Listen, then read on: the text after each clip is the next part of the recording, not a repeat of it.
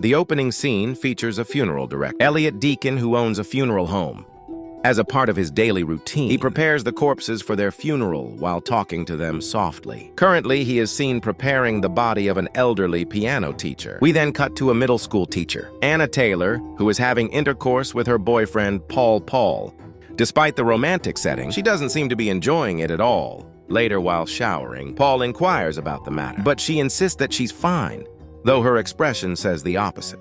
Following this, Anna heads to work, where she finds two big kids bullying her little student, Jack. She reprimands them and immediately fends them off. After work, Anna is leaving school when the lights start flickering in the hallway. Scared, she frantically runs towards the exit, but finds the door locked. Amidst this intense moment, Jack appears and inexplicably opens the door without any problem. That evening, Anna attends the funeral of her former piano teacher at Elliot's place. As she approaches the dead body, she sees it moving its mouth. "Have you been practicing your scales?" Startling her for a moment, but upon having a second look, she finds that it's normal and realizes that it must have been her imagination. Later that night, Anna goes to meet Paul at a fancy restaurant for dinner. During this, he tells her about his promotion to the company's headquarters, so he has to move to Chicago. He then pulls out a ring from his pocket, intending to propose to her and take her along with him. But before he can do so, Anna starts arguing as she thinks that he's going to break up with her. Paul tries to explain the truth, but she storms off without listening.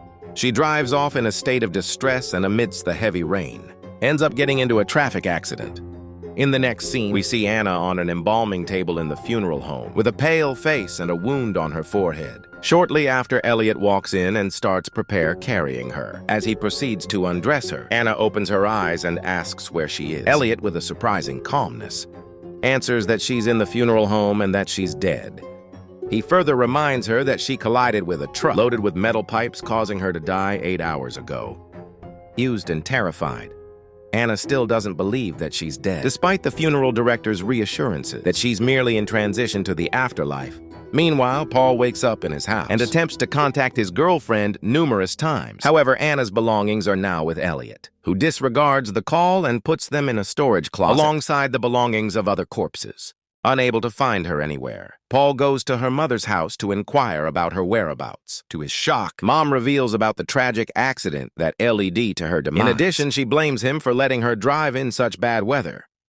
Back in the funeral home, Elliot stitches Anne's wounds, and she's perplexed that she isn't feeling pain. She inquires about this, but he ignores and injects her with a fictional drug called hydronium bromide. Of course, it has bro in the name, but she claims will relax her muscles. A while later, Anna's wheelchair-bound mother arrives at the funeral home to see her. In a crying voice, she talks to Anna's body, asking who is going to take care of her now. Before departing, she asks Elliot to turn her hair to its natural color, brown later on. Anna wakes up to find herself alone in the room. She musters up enough strength and sits in an upright position. She then walks up to the landline phone. But it isn't working just then. Paul shows up in the funeral home and requests Elliot let him see his girlfriend. Despite his desperation, the funeral director doesn't let him in. Because he has no legal ties to her. Hearing Paul's voice, Anna screams and pounds on the door. But her efforts go unnoticed. Paul then goes to the police station to meet his friend Tom, in hopes that he can do something to let him inside the funeral home. However, another police officer informs him that Tom has gone for his patrol duty and will be back soon. Till that time, Paul enters the police impound and sits inside Anna's wrecked car. During this, he has a vision of his girlfriend, which is suddenly interrupted by Tom's hand.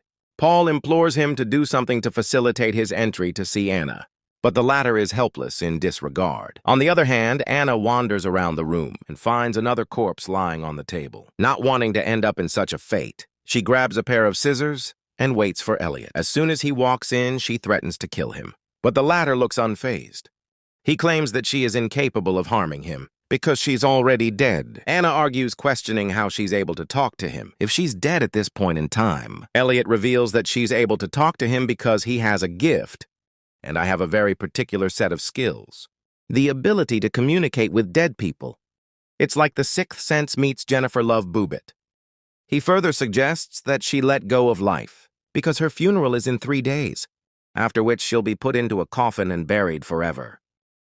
In the next scene, Elliot is preparing an old woman's body for a funeral when he is joined by Jack, who seems to know about Anna's death. The boy asks about her teacher, to which Elliot replies that her funeral is on Friday and asks him to leave for now. The next morning, Paul hears the whispering voice of Anna and also experiences visions of her taking a shower. Now's not the time for that, Paul, however. He soon snaps out of his sleep, realizing that was just a dream. A wet dream, meanwhile. Elliot returns to Anna with a dress, which she will be wearing in her funeral. While he is distracted, she discreetly steals a bunch of keys from his pocket. Later, as Elliot sets out to pick up another dead body from the hospital, Anna hastily uses the stolen keys and tries unlocking the door. Elliot pulls over at a gas station to refill his tank, and this is when he realizes that he forgot his keys. So he rushes back to the funeral home.